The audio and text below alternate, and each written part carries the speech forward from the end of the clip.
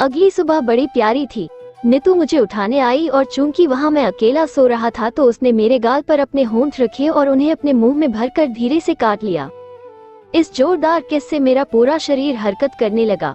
मैंने आंखें खोले बिना ही नीतू का हाथ पकड़कर अपने ऊपर खींच लिया और उसे अपनी बाहों में जकड़ लिया। गुड मॉर्निंग, नीतू ने मेरे जिस्म के स्पर्श से सीजियाते हुए कहा।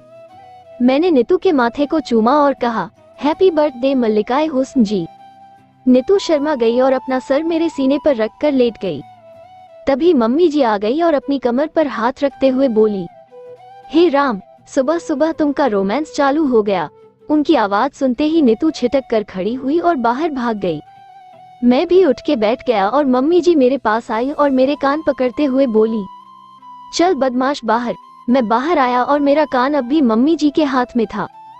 सुनते हो जी, जल्दी से शादी कराओ इनकी, ये दोनों दिन दिन पागल होते जा रहे हैं। मम्मी जी की बात सुनकर मेरे और नीतू के गाल शर्म से लाल हो गए और डैडी जी जोर से हंसने लगे। सॉरी मम्मी जी, नेक्स्ट टाइम से आगे मैं कुछ कह पाता उससे पहले नीतू कूदती हुई नजदीक आई और मम्मी जी के गले लगी और उनके कान में बोली, नेक्स्ट टाइम से आप हमें पकड़ नहीं पाओगे। इतना कहते हुए नीतू खिलखिला कर हंसी और अपने कमरे में भाग गई। रुक जा बदमाश, मम्मी जी मेरा कान छोड़ते हुए बोली। डैडी जी जो ये सब सुन नहीं पाए थे पूछने लगे, क्या हुआ? ये लड़की है ना सच्ची बहुत बदमाश हो गई है। ये कहते हुए मम्मी जी हंस के डैडी जी के पास जाने लगी और मेरा हाथ भी पकड़कर साथ ले गई। मुझे उन्होंने डैडी जी के साथ सोफे पर बिठाया और वो मेरे सामने पफ्फी पर बैठ गई। बेटा, मुझे ये कहने की जरूरत तो नहीं पर फिर भी एक माँ हूँ इसलिए कह रही हूँ, इसका बहुत ख्याल रखना। हम दोनों इसे एक बार लगभग खो चुका था क्योंकि हम इसे समझ नहीं पाए थे, पर वो तुम थे जिसने हमें इसके जज्बात समझाए।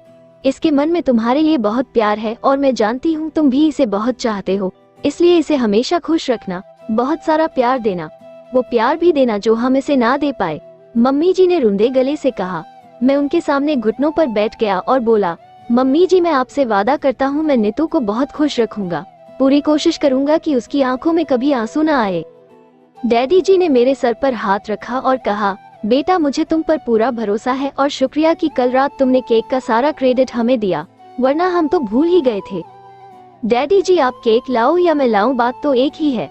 इतना कहकर मैं बैठ गया कि नीतू अपने कमरे के बाहर से चिल्लाई, क्या प्लानिंग हो रही है? किसने कहा यहाँ तेरी बात हो रही है?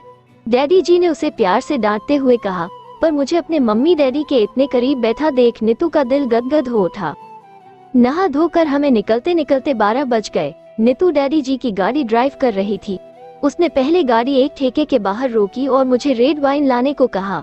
मैंने उसके हुक्म की तामील की। फिर उसने कुछ खाने के लिए स्नैक्स लेने को कहा और फिर गाड़ी एक होटल के बाहर रोक दी। हम यहाँ क्या कर रहे हैं? मैंने पूछा। वही जो हम घर पर नहीं कर पाते, नीतू ने मुस्कुराते हुए कहा। यार ये सही नहीं है, मैंने झिझकते हुए कहा। क्यों? घर पर मम्मी डैडी होते हैं और हम साथ बैठ भी नहीं पाते। नीतू ने कहा तो मुझे इत्मीनान हुआ कि नीतू उस काम के लिए यहाँ नहीं आई है। हमने चेक इन किया और रूम के अंदर आए।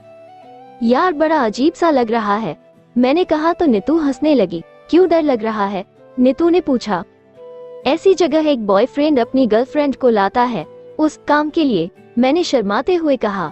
इसलिए तो लाई हूँ आपको यहाँ, आप तो मुझे कहीं ऐसी जगह ले जाते नहीं, सोचा मैं ही ले जाऊं। नीतू ने बिस्तर पर गिरते हुए कहा।